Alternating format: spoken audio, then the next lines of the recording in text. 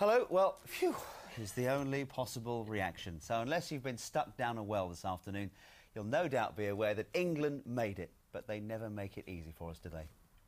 Across the region, thousands of us lived every kick at home, at work, or even in church, including, of course, World Cup Mike. Guess where he ended up? Mike. Well, I finished up in the pub, actually, which was great. I'm in East Bergholt, and this is Andy and Diane's house. It was the other Andy that invited us here, and thank goodness we can celebrate an England victory! Yay! OK. All right, we'll tell you what happened in East Bergholt today in a moment, but before that, here is how the rest of the region celebrated England's victory. Ladies and gentlemen, fasten your seatbelts. Or you can only watch through your hands. Remember, England are in the unfamiliar all-red strip for this.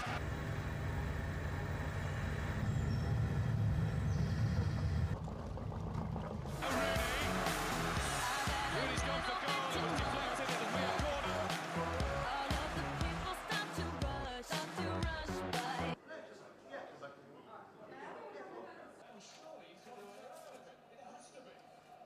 Don't give up, don't give up, don't give up. Defoe tries to get there.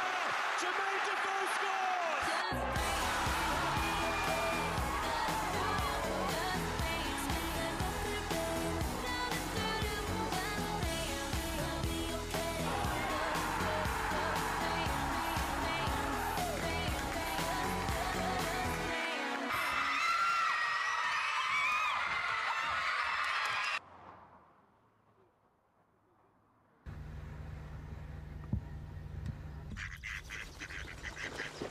It's really fun shouting out England!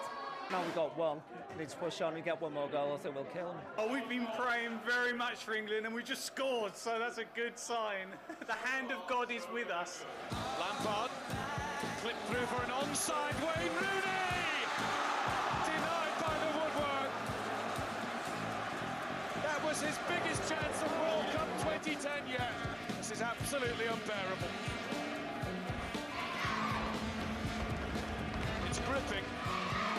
My goodness, we all wish it would be a little more comfortable for England. Slovenia goal and the whole situation changes. This now is Novakovic. That's 3 minutes played. That's England through.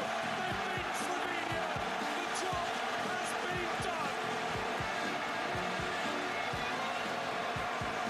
Team England is together and marching on.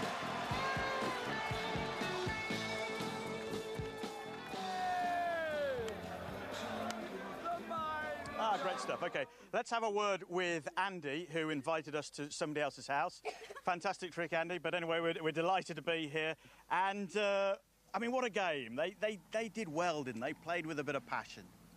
Yeah, last. I mean, you know, it was tense to start with, but a goal after, 20-odd minutes kind of calmed us down. And then, really, I think we should have gone on to win by more. But, you know, a great victory all the same. We're through to the next round is the key thing. It was, Nicola. I mean, you like your football, as we'll see in a second. It was agonising, though, wasn't it, towards the end? They had a couple of chances and, oh, blimey. It was very tense at times, but we're already now planning Sunday, 3 o'clock, the next party, and we'll keep behind England all the way. All right. All the way. I mean, can you seriously see them going on, Andy? Oh, hey, why not? You know, we've started slowly before. The whole nation's behind them. I think everyone will have got a real boost from the performance today. So why not? Let's believe we can win it. All right. Andy's got a little bit more to say for himself in just a second. But let's find out what happened in East Bergholt today, then.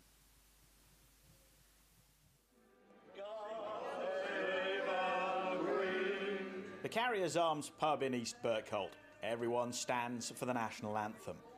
A few women and a couple of little ones, but this is mostly men. It's a nervous start. The fans pray for success, and boy are they pleased when the goal goes in.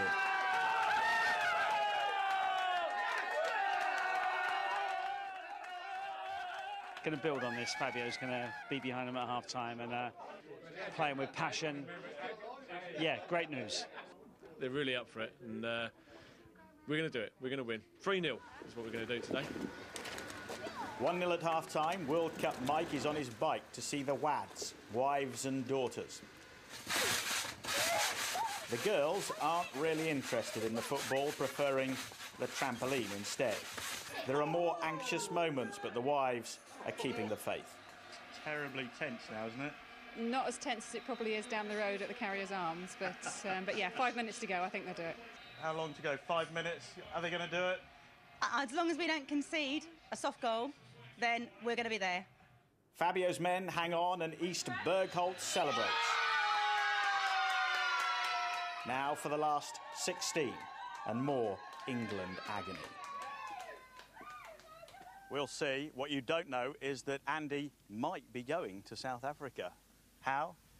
Well, I followed England for years and years, my whole lifetime really, and I'm lucky enough to have what they call conditional tickets for the semi-final and final, which means if England get there, then, you know, I'm really lucky enough to get to go. All right, well, let's hope. Let's have a word with Nicola. How do you feel about him going for a week?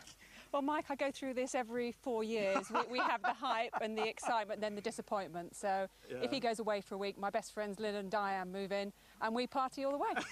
OK, great stuff. All right, brilliant. We've been made very welcome here at East Bergholt, so thank you very much indeed. We have just got one more treat in store for you. We are going to recreate, live on Look East, Jermaine Defoe's goal. So stay tuned for that. In the meantime, back to you guys. I can't wait. Thank you very much, Mike. In other news now, only doctors familiar with local health services should provide out-of-hours GP care, according to a report published in the British Medical Journal today. The review was carried out by the doctors of the East of England NHS Trust in the wake of the Dr Ubani scandal, but stops short of calling for local GPs to provide the services themselves. You're a convicted killer and you're a charlatan.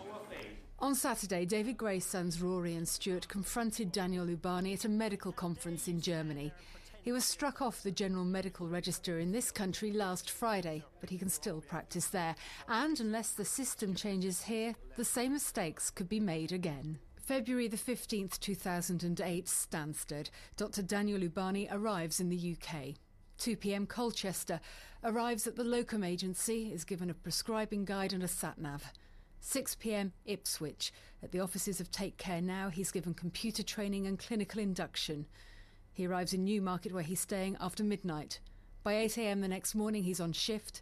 By 4 p.m, he pays his fatal visit to David Gray. The critical point is that doctors become familiar with the services and the local healthcare system where they're working. So they may be working not as local GPs, they may be working for an out-of-hours provider, but they should be familiar with the local area in which they're working. Parts of the out-of-hours service is now run by Harmony. Founded and run by GPs, 70% of the shifts they cover are worked by GPs. We gave up our responsibility for out-of-hours. I was not a supporter of that. And we've got to slowly get back to raising people's awareness that GPs really do want to work out of hours. They want to provide a total service for their patients.